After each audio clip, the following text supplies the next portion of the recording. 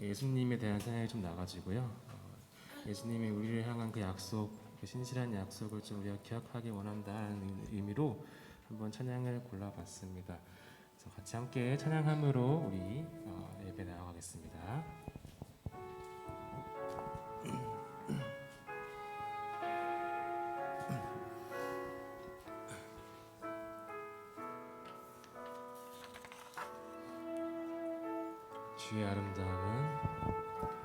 주의 아름다움은 말로다 영원할 수 없고 주님의 그 놀라우심은 다 표현할 수가 없네. 누가 그 지혜를 깨닫고 누가 깊은 사랑 증량할까. 보좌에 앉으신 주의 위엄 아름다우신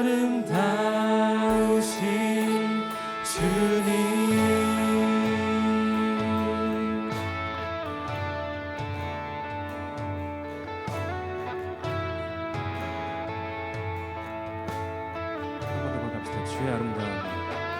주의 아름다움은 말로다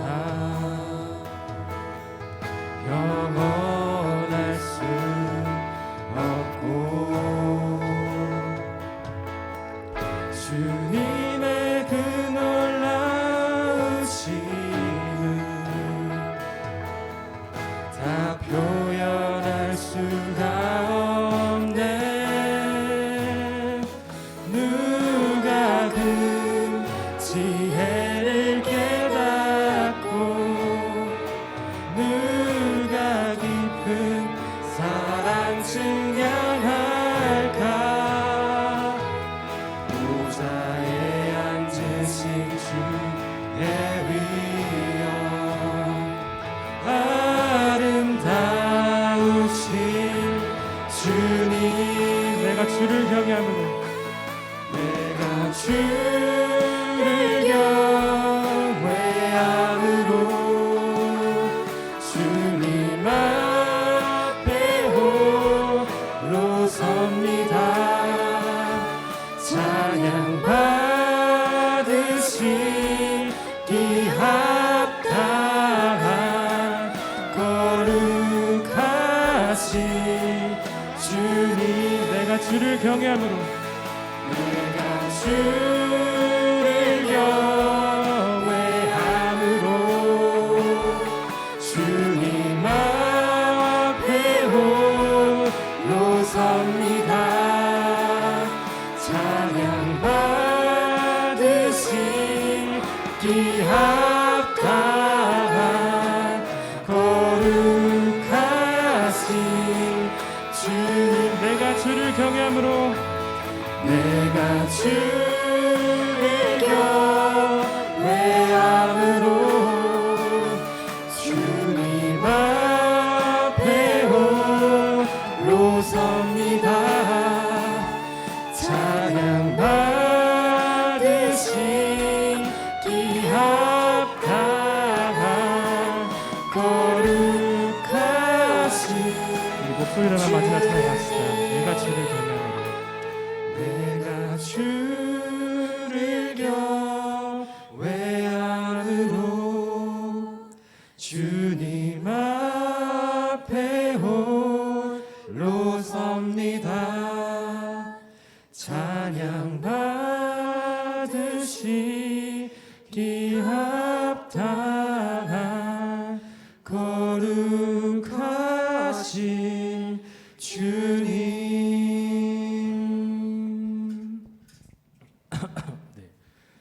다음 찬양은 존귀한 어린 양이라는 찬양인데요.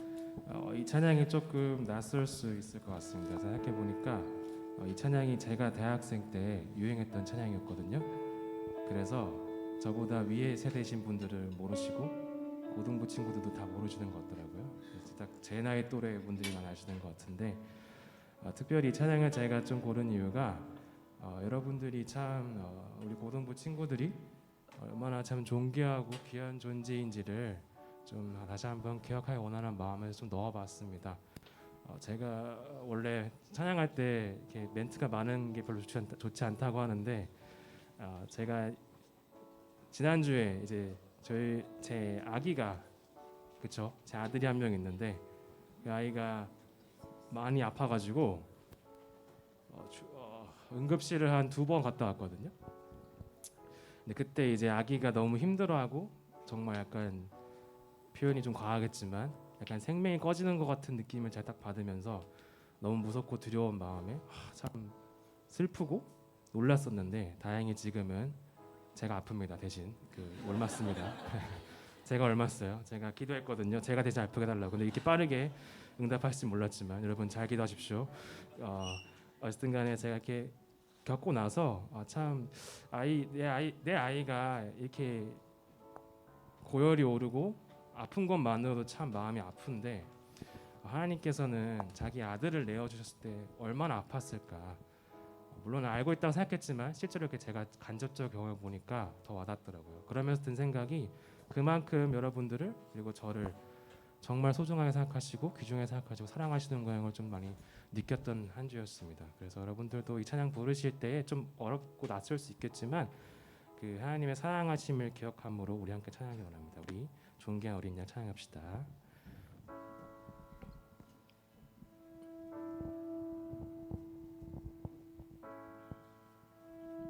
주님께 감사해. 주님께 감사해.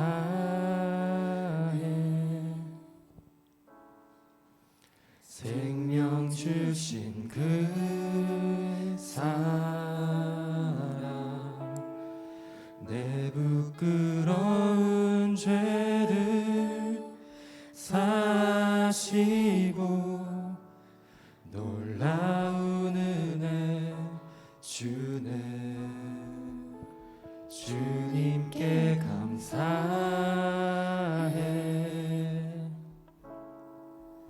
날 위해 못 박힌 손 주의 보혈로 나를 씻으시고 주 품에 품으시네.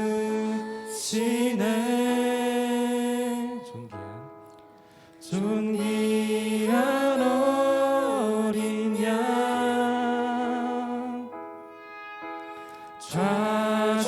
좌종하신 주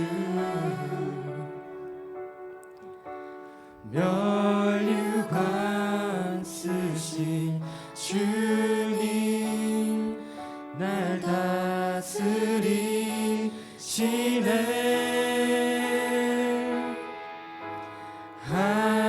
하나님 아들 높여 경배해. 십자가에 달리신 주님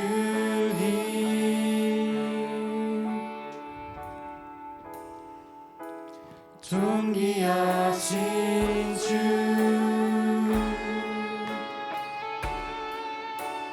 어린 양 찬양 다시 고백합시다. 주님께 감사해. 주님께 감사해.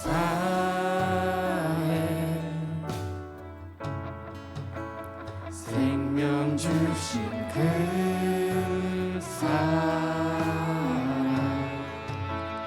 내 부끄러운 죄를 사시고 놀라운 은혜 주님께 감사해. 주님께 감사해.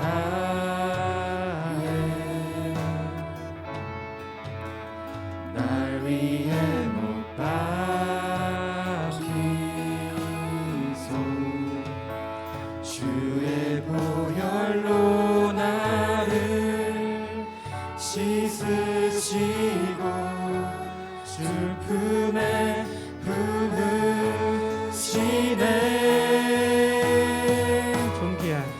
존귀한 어린 양 다정하신 주 멸류관 쓰신 주님 날 다스리시네.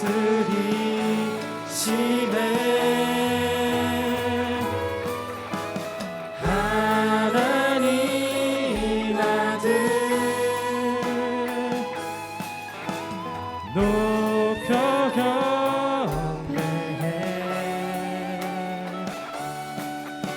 십자가에 달리신 주 날 다스리시네.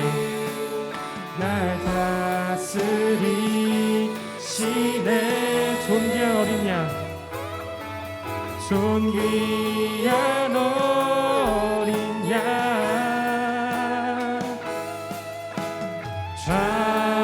다정하신 주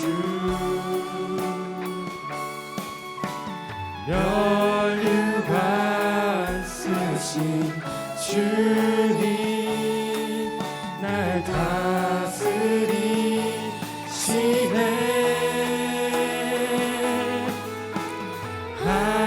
하나님 아들 주님만 높여 경배해. 높여 경배해. 십자가에 달리신 주님 존귀하신 주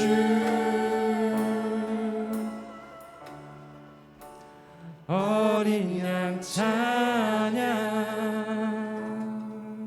존귀하신 주 존귀하신 주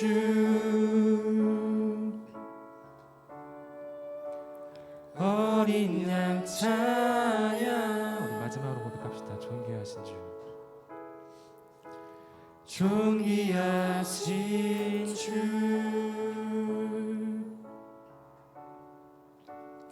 어린 양 찬양. 네, 이 시간 우리 예배를 위해서 함께 기도하기를 원합니다. 이 시간 아까 저희가 들었던 찬양처럼 우리가 하나님의 그 아름다움과 또 하나님의 우리를 향한 사랑하심과 그 신실하심을 기억하며 함께 기도함으로 예배 준비하도록 하겠습니다. 기도하시겠습니다. 우리 함께 설교 제목 읽어볼까요? 시작. 끝까지 붙들 약속. 좋습니다. 네, 여러분 혹시 생일 선물을 받거나 아니면 뭐 어떤 이벤트에 당첨돼서 기프티콘을 받아보신 적이 있으신가요? 네, 기프티콘을 받았는데 이게 요즘 카카오톡은 유효 기간이 도달하면은 알람을 주더라고요. 그래서 업데이트 할 수 있도록 해주는데 예전에는 그냥 사진으로 받아서 그 기한 안에 꼭 썼어야 했습니다. 받을 땐 분명 좋았는데 저 사진첩을 보니까 선물 받았던 기프티콘이 저 밑으로 내려가 있고, 네, 결국은 기한이 지나서 그 기프티콘을 사용하지 못하는 그러한 상황이 여러분 겪어보셨나요?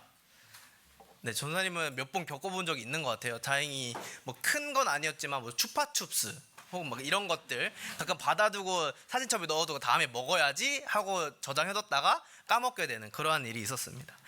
그런데 오늘 본문에는 45년 된 약속을 손에 들고 온 한 할아버지가 등장합니다. 여러분 45년이면 여러분의 나이의 2배가 되는 시간이에요. 그런데도 놀랍게도 그 약속은 아직 유효했습니다. 그 약속은 왜 45년이나 지났는데도 유효했을까요? 그 약속을 갈렙이란 사람, 오늘 등장하는 갈렙이란 사람이 잘 보관했을까요? 보관해서 그랬을까요? 오늘 말씀이 대답해 줄 것입니다. 우리 지난 몇 주 동안 여호수아서를 함께 걸어왔죠. 1장에서 하나님은 떨고 있는 여호수아에게 강하고 담대하라 라고 명령하셨고, 담대함의 근거는 내가 아니라 사람이 아니라 함께 하시는 하나님이다 라고 우리 함께 나눴습니다. 또 6장에서는 여리고성 앞에서 내가 내 손에 넘겨주었으니 라는 약속으로 먼저 시작되고 그 다음에 이스라엘 백성들의 순종이 따라왔다는 것도 봤습니다. 지난주 10장에서는 이스라엘 백성들이 속아서 그리고 하나님께 묻지도 않고 맺은 약속조차 하나님께서는 하나님의 섭리 가운데 하나님의 큰 계획 가운데에서 하나님의 이름을 걸고 끝까지 지키시는 것을 보면서 우리는 하나님의 은혜를 살펴볼 수 있었습니다. 오늘 본문의 이 이야기는 그 끝을, 그 열매를 맺는 자리라고 볼 수 있죠. 이제 출애굽 2세대, 광야 2세대의 정복 전쟁이 거의 마무리되었습니다. 이스라엘은 길갈이라는 지역에 모여 있었고 하나님이 주신 땅을 지파별로 나누는 중이었습니다. 그런데 여기서 땅을 나눈다라는 말을 들으면 우리는 다 끝난 땅을 케이크 자르듯이 나누는 장면을 떠올리게 되는데요.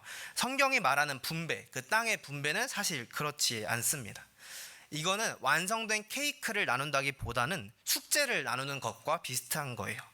분배받은 땅으로 가서 거기에 아직 살고 있는 그 가나안 사람들과 싸워서 그 땅을 차지하고 하나님 나라의 백성답게 살아가야 되는 그런 숙제가 남겨져 있는 것이죠.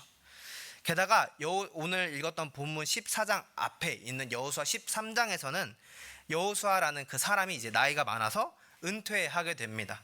그동안은 12지파가 함께 모여서 연합군으로 싸웠었고 여호수아라는 사람이 총사령관이었죠. 그런데 그 연합군이 이제 해제됩니다. 다시 말해 이제부터는 각 지파가 자기들끼리 분배받은 그 땅으로 가서 그 숙제, 그 미션들을 해결해야 되는 것이죠. 여러분, 이런 상황에서 내가 먼저 땅을 받겠다라고 손을 드는 것이 쉬운 일일까요? 그 땅을 받는다는 것은 다시 말해 제가 먼저 싸우러 가겠습니다 라는 뜻이에요. 그렇기 때문에 이 자리는 누가 먼저 선뜻 나서기 쉽지 않은 그러한 자리였습니다. 바로 그때 오늘 본문 6절입니다. 여호수아 14장 6절 우리 함께 한 목소리로 읽어보면 좋겠는데요. 네, 성경 있는 친구들 성경 찾아보시고 여호수아 14장 6절 말씀입니다. 함께 한 목소리로 읽겠습니다. 시작. 유다 자손이 길갈에 있는 여호수아에게 말하되 여호와께서 가데스 바네아에서 나와 당신에 대하여 하나님의 사람 모세에게 이르신 일을 당신이 아시는 바니라. 아멘. 자, 여기서 유다 지파가 첫 번째로 나섭니다. 그리고 그 유다 지파를 대표해서 한 사람이 여호수아 앞에 서죠. 85살이 된 노인 갈렙입니다. 성경은 그를 소개하면서 아주 의도적으로 한 단어를 붙입니다. 그니스 사람, 여분네 아들 갈렙. 6절과 14절 두 번이나 붙습니다. 그니스 사람이 누구인지는 학자들 사이에서 많은 논의들이 있는데요. 창세기 36장 11절을 보면 에서의 후손 중에 그나스라는 이름이 나옵니다. 그래서 갈렙 집안이 원래 이스라엘의 전통적인 혈통이 아니라 바깥에서 들어와 유다 지파에 속하게 된 사람이라고 설명하기도 해요.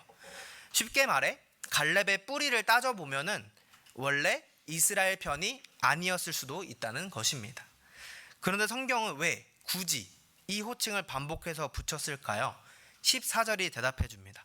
헤브론이 그니스 사람 여분네 아들 갈렙의 기업이 되었습니다. 그 기업이 되었는데 그 이유는 무엇입니까? 그가 유다 지파의 혈통, 정통 혈통이어서가 아닙니다. 여호수아 14장 14절 말씀을 보면은 헤브론이 그니스 사람 여분네의 아들 갈렙의 기업이 되어 오늘까지 이르렀으니 그 이유가 이제 뒤에 나옵니다. 이는 그가 이스라엘의 하나님 여호와를 온전히 쫓았음이러라. 아멘. 사랑하는 여러분, 여기에 앉아있는 여러분 중 대부분은 어릴 때부터 교회를 다녔고 성경 이야기도 웬만하면 어른들만큼 잘 알고 있을 겁니다. 그런데 바로 그것 때문에 우리가 자주 착각하는 것이 하나 있어요. 교회를 오래 다닌 것이 하나님 앞에서 자격이 된다라는 착각입니다. 오늘 본문은 그것을 정확하게 반대로 이야기하고 있죠. 갈렙이 받은 이유는 혈통도 경력도 출신도 아니었습니다. 오래 기다렸다는 것이 자격이 되지 않고 늦게 왔다는 것도 결코 결격 사유가 되지 않았습니다. 오직 하나님을 온전히 좇았느냐 그것뿐입니다. 이제 갈렙이 입을 열죠. 그가 여호수아에게 무슨 말을 합니까? 자기 공로, 자기의 업적들을 늘여놓나요? 전혀 아닙니다.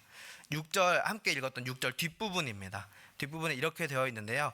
여호와께서 가데스 바네아에서 나와 당신에 대하여 하나님 사람 모세에게 이르신 일을 당신이 아시는 바라. 갈렙은 지금 45년 전 가데스 바네아를 소환하고 있습니다. 12 정탐꾼들이 돌아왔고 10명은 스스로 보기에 메뚜기 같다라고 했지만 여호수아와 갈렙은 자기의 옷을 찢으며 그들을 두려워하지 말라고 외쳤던 그 날을 다시 한 번 더 생각해보고 있는 것입니다. 그리고 지금 그 자리에서 함께 있었던 두 사람, 바로 여호수아와 갈렙이죠. 그 두 사람이 45년 만에 이제 마주 앉아서 서 있는 것이죠. 여기서 놓치면 안 되는 것이 하나 있는데 갈렙이 붙들고 온 이 약속의 출처가 과연 어디였느냐입니다. 9절을 한번 보십시오. 그날에 모세가 맹세하여 이르되, 모세가 맹세했다고 나옵니다. 그러면 이건 사람의 약속일까요? 결코 아니죠. 6절에 이미 밝혀 놓았습니다. 여호와께서 모세에게 이르신 일, 모세의 입에서 나왔지만 그 약속의 주인은 하나님이십니다. 실제로 민수기 14장 24절에서 하나님이 직접 말씀하셨죠. 민수기 14장 24절 말씀입니다. 그러나 내 종 갈렙은 그 마음이 그를 온전히 따랐은즉 그가 갔던 땅으로 내가 그를 인도하여 드리리니 그의 자손이 그 땅을 차지하리라. 아멘. 여러분, 이 순서를 꼭 붙들어 주시기 바랍니다. 우리 지난 몇 주 동안 계속 확인하고 짚어왔던 그 순서예요. 약속이 먼저이고 하나님의 말씀이 먼저이고 그 반응이 다음입니다. 갈렙이 헤브론을 얻어냈기 때문에 하나님이 상을 주신 것이 아니라 45년 전에 하나님이 먼저 내가 그를 그 땅으로 인도하여 드리리라 라고 말씀하셨고 갈렙의 인생 전체는 그 말씀에 대한 응답이었죠. 그리고 갈렙은 8절과 9절에서 반복해서 말합니다. 나는 내 하나님 여호와께 충성하였으므로. 여기서 충성으로 번역된 히브리어 표현을 직역해보자면 여호와를 따라 가득 채웠다라고 표현을 할 수 있습니다. 곧 하나님을 온전히 뒤쫓았다라는 뜻이죠. 그래서 14절은 아예 그렇게 번역을 합니다. 하나님보다 앞서지 않고 하나님의 뒤를 따랐다라는 것이죠. 자, 이제 갈렙이 요구하는 것을 함께 보십시오. 85살이 된 노인이 무엇을 달라고 합니까? 12절 말씀입니다. 우리 함께 큰 소리로 읽어보면 좋겠는데요. 여호수아 14장 12절 말씀입니다. 함께 읽겠습니다. 시작. 그날에 여호와께서 말씀하신 이 산지를 지금 내게 주소서. 당신도 그날에 들으셨거니와 그곳에는 아낙 사람이 있고 그 성읍들은 크고 견고할지라도 여호와께서 나와 함께 하시면 내가 여호와께서 말씀하신 대로 그들을 쫓아내리이다 하니. 아멘. 85살인 노인 갈렙이 이렇게 말합니다. 그날에 여호와께서 말씀하신 이 산지를 지금 내게 주소서. 여러분, 이게 얼마나 이상한 요구인지 아셔야 합니다. 지금 땅을 나누고 있는 중이고 갈렙에게는 먼저 고를 권한이 있습니다. 85살이면 이제 좀 편한 땅, 물 좋고 농사 잘 되는 그 평지를 달라고 하는 게 여러분 상식적으로 또 그렇게 선택하는 것이 정상이라고 생각하지 않나요? 저 같으면 그럴 것 같습니다. 그런데 갈렙이 콕 집어서 달라고 한 곳은 헤브론 산지입니다. 헤브론이 어떤 곳인지 잠깐 살펴보면 헤브론은 그 지역에서 가장 높은 자리에 자리 잡은 도시입니다. 약 해발 1000m 되는 높이에 있고 예루살렘에서 남서쪽으로 32km쯤 떨어져 있습니다. 우리나라로 치면 웬만한 산 정상 그 높이에 도시가 하나 있는 것과 같죠. 고대 전쟁에서 이 높은 지대는 무슨 뜻일까요? 올라가서 공격하는 쪽이 절대적으로 불리하다는 뜻입니다. 게다가 12절이 천천히 친절하게 알려줍니다. 그곳에는 아낙 사람이 있고 그 성읍들은 견고할지라도 이렇게 설명하고 있어요. 그 헤브론 땅을 설명하고 있습니다. 그리고 방금 말씀에서 있었던 것처럼 그 아낙 사람 이 이름은 처음 듣는 이름이 아니죠. 45년 전 10명의 정탐꾼이 백성의 간담을 녹이게 했던 그 이름들입니다. 신명기 1장 28절은 그들은 장대한 사람들이라고 묘사합니다. 그리고 15절은 이렇게 덧붙입니다. 헤브론의 옛 이름은 기럇 아르바인데 아르바는 아낙 사람 중에서 가장 큰 사람이었다고요. 그러니까 헤브론은 그냥 아낙 자손이 사는 곳이 아니라 거인 중에 거인이 자기 이름을 남긴 그들의 본진이었습니다. 정리해 보겠습니다. 85살 노인이 가장 높고 가장 험하고 가장 큰 거인들이 버티고 있는 그 땅을 달라고 한 것이죠. 세상 사람들이 이것을 바라보면 뭐라고 하겠습니까? 어리석다고 할 수 있겠죠. 그런데 갈렙은 상황을 몰라서 그런 것이 결코 아닙니다. 오히려 그는 그 땅이 어떠한 곳인지 그 누구보다 잘 알고 있는 사람이었죠. 45년 전에 자기가 직접 발로 밟고 걸어본 땅이니까요. 갈렙은 지금 자기 인생이 갈렸던 바로 그 자리로 돌아가고 있는 것입니다. 10사람이 무너졌던 그 자리, 온 이스라엘이 밤새 통곡하며 울었던 그 자리. 그러나 자기는 하나님을 붙들었던 그 자리로 다시 돌아오고 있는 것이죠. 그리고 12절 뒷부분을 잘 들어보십시오. 여호와께서 나와 함께 하시면 내가 여호와께서 말씀하신 대로 그들을 쫓아내리이다. 원문을 직역해 보면 혹시 여호와께서 나와 함께 하신다면 입니다. 이 혹시를 보고 갈렙이 자신 없어 하는구나 라고 생각하기 쉬운데 사실은 그렇지 않습니다. 성경에서 이 표현은 불신이나 두려움이 아니라 희망과 믿음을 나타냅니다. 확실한 것이 하나도 안 보이는 상황에서도 하나님을 신뢰하는 사람의 말투이죠. 실제로 요나단이 블레셋 진영으로 올라가면서 했던 말이 똑같습니다. 죄송합니다. 사무엘상 14장 6절 말씀인데요. 여호와의 구원은 사람이 많고 적음에 달리지 아니하였느니라 이렇게 말하고 있습니다. 여러분, 갈렙의 이 말, 또 요나단이 했던 이 말 어디서 들어본 것 같습니다. 45년 전 갈렙의 말과 한번 비교해 보실까요? 민수기 14장 8절 말씀입니다. 여호와께서 우리를 기뻐하시면 우리를 그 땅으로 인도하여 들이시고. 문장이 똑같습니다. 45년 전이나 지금이나 그 시간이 흘렀는데도 불구하고 이 사람의 신앙 문법은 바뀌지 않았습니다. 내가 하면 된다가 아닙니다.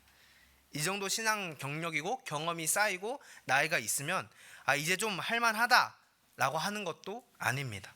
여호와께서 나와 함께 하시면 45년 전에도 하나님께 달려 있었고 45년이 흐른 후 85살이 된 지금도 하나님께 달려 있습니다. 그리고 갈렙은 헤브론을 얻었습니다. 15장 14절을 보면 그가 실제로 아낙의 세 아들을 그곳에서 쫓아내었다고 기록되어 있습니다. 그래서 성경이 이 전쟁을 얼마나 짧게 기록하는지 보십시오. 갈렙의 연설은, 갈렙의 선포는 그렇게 긴데 정작 전쟁 이야기는 한두 절로 끝납니다. 성경의 관심이 어디에 있는지 알 수 있죠. 성경은 갈렙이 얼마나 힘들게 싸웠느냐가 아니라 그가 어떠한 마음으로 그 전쟁터 앞에 서 있었느냐, 그것에 초점을 맞추고 있는 것입니다. 그리고 오늘 본문의 마지막 문장도 이렇습니다. 그 땅에 전쟁이 그쳤더라. 전쟁으로 시작한 이야기가 평화로 끝납니다. 승리를 주신 분도 하나님이시고 그 뒤에 안식을 주시는 분도 하나님이십니다. 이 문장을 기억해 두십시오. 조금 뒤에 다시 만나게 될 겁니다. 사랑하는 여러분, 이제 우리 이야기를 한번 해볼까요? 우리의 삶에도 이런 일이 있는 것 같습니다. 하나님의 약속은 분명히 있는데 내 상황은 하나도 바뀌지 않고 그냥 그대로인 것 같은 시간 말입니다. 수련회에서 뜨겁게 기도했는데 집에 돌아오니 부모님과의 관계는 그대로입니다. 하나님이 함께 하신다고 했는데 그렇게 말씀을 배웠는데 성적표는 여전히 나를 비웃고 있는 것 같습니다. 하나님을 나를 사랑하신다는데 나는 여전히 나 자신이 내 마음에 들지 않습니다. 그리고 이제 여러분 곧 개학입니다. 여름의 은혜는 벌써 저 멀리에 있는 것 같고 돌아오는 주부터는 또 똑같은 일상이 반복되기 시작하죠. 그럴 때 우리는 어떻게 합니까? 우리는 쉬운 길을 찾게 됩니다. 당장 손에 잡히는 결과를 붙들려고 합니다. 기도해서 안 될 것 같으면 그냥 내가 알아서 하는 게 더 빠르겠다라고 생각하곤 합니다. 예배 시간에 앉아있는 이 시간도 아깝게 느껴집니다. 하나님의 약속은 잠시 잠깐, 나중에, 일단 당장 눈앞에 있는 것부터. 여러분, 이게 어쩌면 우리의 마음 아닐까요? 사실 우리가 하나님의 약속을 못 붙드는 이유, 붙들기 힘든 이유는 세 가지인 것 같습니다. 첫째, 도무지 이루어질 것 같지 않아서. 두 번째, 붙들기에 너무 지쳐서. 셋째, 내가 왜 그 약속을 붙들어야 하는지 이유를 몰라서. 여러분, 이러한 생각들이 우리 안에 들 때 어떻게 해야 합니까? 우리가 오늘 이 말씀을 통해서 배울 것은 갈렙처럼 되자가 결코 아닙니다. 우리가 보아야 할 것은 갈렙이 붙들었던 그 약속이고 더 정확히는 그 약속을 하신 하나님을 붙들어야 합니다. 다시 물어봅니다. 45년 된 그 약속이 어떻게 유효했나요? 갈렙이 잘 약속을 보관해서일까요? 아닙니다. 그 약속을 맺으신 분이 여전히 살아 계셨기 때문입니다. 사랑하는 여러분, 하나님의 약속을 붙드는 힘은 붙드는 사람에게 있지 않죠. 그 약속을 하신 하나님께 있습니다. 10절에서 갈렙은 뭐라고 고백합니까? 여호와께서 말씀하신 대로 나를 생존하게 하셨나이다. 갈렙은 자기가 45년을 버텼다고, 자기가 잘 살아냈다고 말하지 않습니다. 하나님이 나를 살려두셨다라고 말합니다. 그 세대가 광야에서 다 죽어가는 동안 갈렙을 살려두신 분은 바로 하나님이셨습니다. 갈렙이 약속을 붙들고 있는 것 같았지만 사실은 그 약속이 오히려 갈렙을 붙들고 있었던 것이죠. 그리고 이 이야기는 오늘날 우리에게 와서 훨씬 더 놀라운 방식으로 이어집니다. 오늘 본문에 계속 나오는 이 기업이라는 단어를 보면 히브리어로 나할라라고 하는데 잠깐 있다가 사라지는 그런 소유가 아니라 영원히 내 것으로 남는 특별한 소유물을 말합니다. 그런데 성경에서 기업은 땅만을 의미하는 것이 아닙니다. 레위 지파라는 그 지파는 땅을 기업으로 받지 않았습니다. 오히려 하나님을 기업으로 받았죠. 그리고 신약에 오면 베드로가 이렇게 말합니다. 썩지 않고 더럽지 않고 쇠하지 아니하는 유업을 잊게 하시나니 곧 너희를 위하여 하늘에 간직하신 것이라. 아멘. 갈렙이 받은 헤브론은 언젠가 흙으로 돌아갈 땅이지만 우리에게 약속된 기업은 그러한 것이 결코 아닙니다. 그렇다면 우리는 그 기업을 어떻게 받았을까요? 갈렙은 자기의 발로 그 산지를 올라가 싸워야 했습니다. 그런데 우리가 올라가야 할 산지는 헤브론이 아니죠. 우리가 물리쳐야 할 거인은 아낙 자손이 아닙니다. 우리 앞에 있던 것은 죄와 사망이라는 우리의 힘으로 단 한 번도 이길 수 없는 원수였습니다. 그런데 참 여호수아이신 예수님께서는 그 산지를 대신 올라가셨고 그분이 십자가에서 우리를 대신 싸우시고 우리를 대신 죽으시고 사흘 만에 다시 살아나셔서 그 원수와의 싸움을 끝장내셨습니다. 그리고 아까 기억하라고 했던 한 문장이 있습니다. 그 땅에 전쟁이 그쳤더라. 히브리서 기자는 여호수아가 준 안식이 완전한 안식이 아니었다라고 지난번에 말한 적이 있습니다. 만일 여호수아가 그들에게 안식을 주었더라면 그 후에 다른 날을 말씀하지 아니하셨으리라. 그런즉 안식할 때가 하나님의 백성에게 남아 있도다. 헤브론에 찾아온 평화는 잠깐이었습니다. 이스라엘은 그 후에도 계속해서 싸웠고 결국 그 땅에서 쫓겨나게 됩니다. 참된 안식은 예수 그리스도 안에 있습니다. 그분이 십자가에서 다 이루셨을 때 우리와 하나님 사이의 전쟁, 우리와 죄와 사망과의 전쟁이 끝났습니다. 그러니 우리의 기업은 우리의 힘으로 쟁취한 것이 아니라 선물로 받은 것이죠. 그리고 하나님께서는 우리가 그 기업을 반드시 받게 될 것이라는 보증으로 우리 안에 성령을 주셨습니다. 에베소서 1장에서 이렇게 말합니다. 그 안에서 또한 믿어 약속의 성령으로 인치심을 받았으니 이는 우리 기업의 보증이 되사 그 얻으신 것을 속량하시고 그의 영광을 찬송하게 하려 하심이라. 아멘. 여러분이 보증이라는 개념을 잘 아실지 모르겠는데 계약할 때 먼저 내는 그 계약금이라는 뜻입니다. 여러분, 하나님께서 우리를 얼마나 확실하게 붙드시려는지 보이시나요? 우리가 잊어버릴까봐, 우리가 놓칠까봐 우리 안에 성령을 두셔서 우리를 붙들고 계신 겁니다. 그 하나님께서 오늘도 우리에게 성령을 주셔서 우리를 하나님께로 나아가게 하십니다. 그리고 설교 초반부에 땅 분배하는 것이 케이크를 나누는 것이 아니라 숙제, 미션을 나누는 것이라고 했습니다. 가나안은 하나님의 선물이면서 동시에 가서 차지해야 할 땅이었죠. 우리의 구원도 마찬가지입니다. 사도 바울은 이렇게 말합니다. 그러므로 나의 사랑하는 자들아, 너희가 나 있을 때뿐 아니라 더욱 지금 나 없을 때에도 항상 복종하여 두렵고 떨림으로 너희 구원을 이루라. 너희 안에서 행하시는 이는 하나님이시니 자기의 기쁘신 뜻을 위하여 너희에게 소원을 두고 행하게 하시나니. 아멘. 여기에서 구원을 이루라 라는 말을 오해하면 안 됩니다. 내가 노력해서 구원을 얻으라는 뜻이 아니라는 것을 전도님의 설교를 통해서 계속 말해서 알겠죠. 바울이 지금 편지를 쓰고 있는 대상, 편지를 받게 되는 대상은 이미 예수님을 믿고 구원받은 성도들입니다. 그리고 바로 다음 문장이 그 근거를 말해주고 있죠.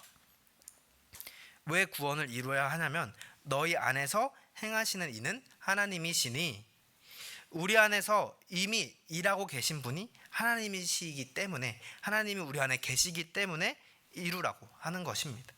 그러니까 이 말씀은 이미 받은 구원을 삶으로 살아내라 라고 말씀하시는 것입니다. 순서를 헷갈리지 마십시오. 우리가 잘 살아내서 구원을 받은 것이 아니라 이미 주신 구원이 있기 때문에, 이미 우리를 구원하셨기 때문에 우리가 그렇게 구원받은 삶을 살아갈 수 있는 것입니다.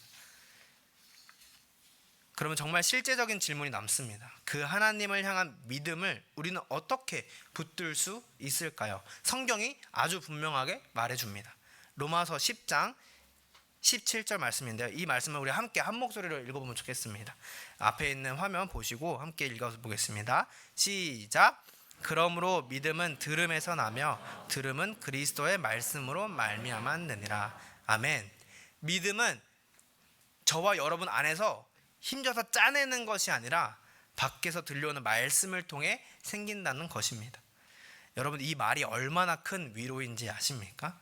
믿음이 내 마음 상태에 따라 달린 것이라면 우리는 매일매일 절망하고 실망하게 됩니다. 그런데 믿음은 들음에서 납니다.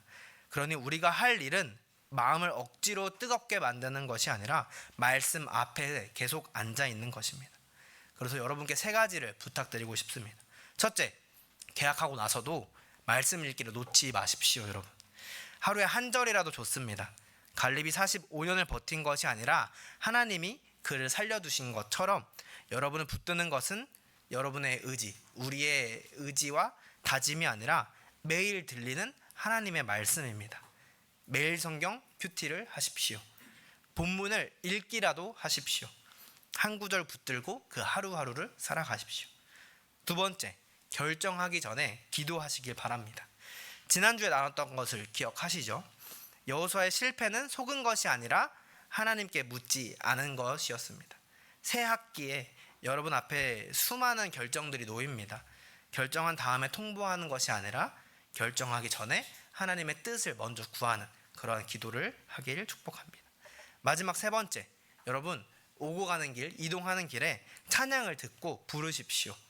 등하굣길 그 짧은 시간에 세상의 소리 대신 찬양을 흘려보내면 어느 순간 그 찬양의 가사가 내 기도가 되는 것을 여러분 경험하게 되실 것입니다. 여러분 이제 정리하겠습니다. 오늘 우리는 45년 된 약속을 붙들고 손을 들고 나타난 한 사람을 만났습니다. 그 뿌리를 따져보면은 오히려 자격이 없는 사람이었고 85살의 노인이었고 아무도 서지 않는 그 자리에서 제일 먼저 손을 든 사람이었습니다. 하필이면 거인들의 본진을 달라고 한 사람이었습니다. 그런데 그가 땅을 얻었고 마침내 그 땅에 전쟁이 그쳤습니다. 그가 대단해서가 아니라 그에게는 45년을 살려두시고 마침내 그 약속을 이루신 하나님이 계셨기 때문입니다. 사랑하는 여러분, 우리 오늘 설교의 제목 한번 읽어보겠습니다. 시작. 끝까지 붙들 약속. 여러분 이 제목의 진짜 주어가 누구일까요? 우리라고 할 수도 있겠는데 반은 맞고 반은 틀립니다. 이 약속을 끝까지 붙드시는 분은 바로 우리 하나님이십니다. 우리는 그 붙드심 안에서 그 하나님을 붙드는 그러한 사람들입니다. 사랑하는 여러분, 이번 새 학기에 여러분 앞에 놓인 헤브론이 무엇인가요? 여러분이 올라가야 할 산지가 무엇인가요?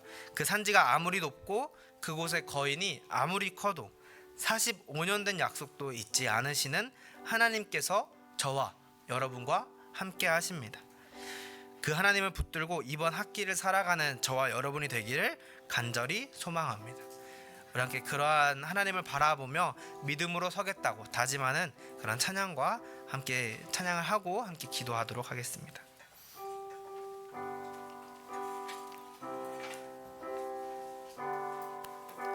이곳에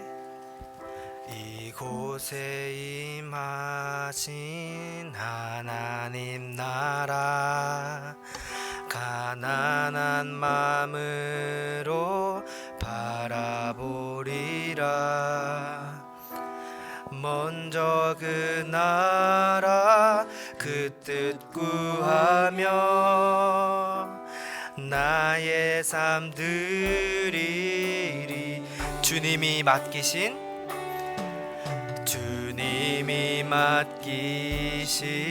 하나님 나라, 믿음의 눈으로 바라보리라. 하늘의 뜻이 이 땅 가운데 완성될 그날까지 믿음 다하여 그 위에 서리라. 하나님의 나라는 무너지지 않으리. 믿음 다하여 그 나라 세워가리라.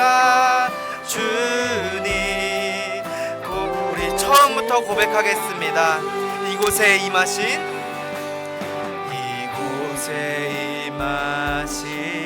하나님 나라, 가난한 마음으로 바라보리라. 먼저 그 나라 그 뜻 구하며 나의 삶 드리리. 주님이 맡기신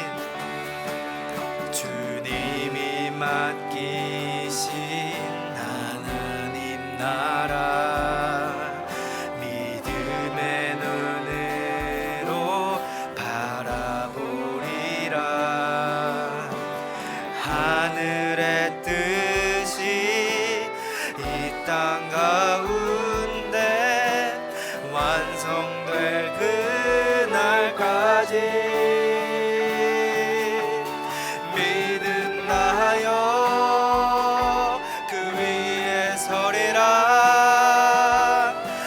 하나님의 나라는 무너지지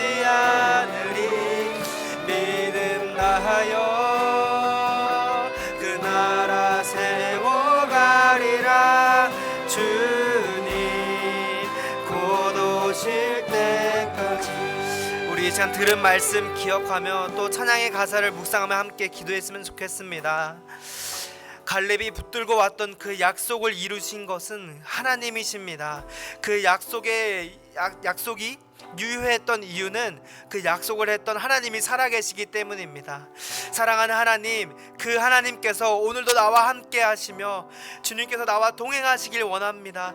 주님, 그 주님의 마음을 받아, 그 주님의 마음을 본받아 나아가게 하시고, 주님, 우리가 주님을 더욱 사랑하며 주님의 그 말씀 따라 살아가게 하시고, 주님의 말씀을 들음으로 말미암아 우리에게 주시는 그 믿음이 한층 한층 자라날 수 있도록 도와주시라고, 이번 새학기의 삶을 가지고 또 앞으로의 우리의 인생을 가지고 오직 하나님께 모든 걸 맡겨드린다고, 하나님의 말씀을 붙들기 원한다고, 우리가 무엇을 하든지 하나님을 먼저 바라보길 원한다고, 그런 마음의 소원을 가지고 함께 기도 올려드리겠습니다. 기도합시다.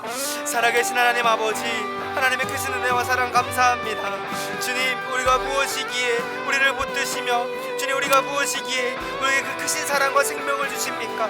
주님, 우리의 힘과 우리의 생각으로 아무것도 할 수 없으나 하나님께서 우리를 먼저 붙드셨고 하나님께서 우리를 먼저 이끄셨기 때문에 주님, 우리가 그 주님의 손에 이끌려 살아갑니다. 주님, 우리 앞에 놓인 그 헤브론과 같은 그 산지를, 주님, 주님을 향한 그 약속을 가지고, 주님께서 주신 그 약속을 가지고 우리가 믿음으로 나아가게 하여 주시옵소서. 주님, 그 한 걸음 한 걸음 가지고 나아가게 하시고 주님만 바라보며 주님을 의지하며 살아갈 수 있도록 하나님, 우리의 연약한 믿음, 우리의 연약한 상황 주님께서 붙잡으시고 주님의 뜻대로 이끌어 주시옵소서. 사랑하는 하나님을 바라보며 주님을 의지하기 원합니다. 우리의 연약한 모습들이 아니라 하나님을 바라보는 그러한 믿음을 가지고, 하나님께서 주신 그 믿음 가지고, 그 선물 가지고 우리 하루하루 나아갈 수 있도록 하나님 함께하여 주시옵소서. 주님 감사합니다. 주님 감사합니다. 주님 홀로 영광 받아 주시옵소서. 주님 홀로 영광 받아 주시옵소서. 주님 사랑하는 하나님, 우리가 무엇이기에 그 생명과 그 사랑을 허락하십니까? 주님, 우리의 공로는 아무것도 없습니다. 모두 다 하나님께서 하셨습니다. 주님, 그 은혜에 감격하여, 그 주님의 사랑에 감격하여 우리의 삶의 한순간 한순간, 그 모든 시간들이 주님께서 기뻐하시는 산 제물 되게 하시고 주님께서 기뻐하시는 거룩한 삶의 예배가 될 수 있도록 주님, 이곳에 모인 하나님의 자녀들 복내려 주시고 주님의 뜻대로 이끌어 주시옵소서. 주님, 우리의 힘이 연약하여, 우리의 다짐이 연약하여 주님 넘어지는 것 같으나 주님께서 우리를 강하게 붙들고 계시기 때문에 주님, 우리가 넘어지지 않고 아주 엎드려지지 않고 주님 앞으로 다시 나아갈 수 있습니다. 주님, 그 말씀 붙들고 주님의 그 사랑 의지하여 우리의 하루하루, 우리의 모든 순간을 주님께 올려드릴 수 있도록 주님 함께하여 주시옵소서. 주님 일하여 주시옵소서. 감사합니다. 사랑합니다. 이 모든 말씀 사랑하는 예수님의 이름으로 기도드립니다. 아멘. 우리 함께 주기도문으로 예배 마치도록 하겠습니다. 하늘에 계신 우리 아버지여, 이름이 거룩히 여김을 받으시오며 나라의 임하옵시며 뜻이 하늘에서 이룬 것 같이 땅에서도 이루어지이다. 오늘날 우리에게 일용할 양식을 주옵시고 우리가 우리에게 죄 지은 자를 사하여 준 것 같이 우리의 죄를 사하여 주옵시고 우리를 시험에 들게 하지 마옵시고 다만 악에서 구하옵소서. 대개 나라와 권세와 영광이 아버지께 영원히 있사옵나이다. 아멘.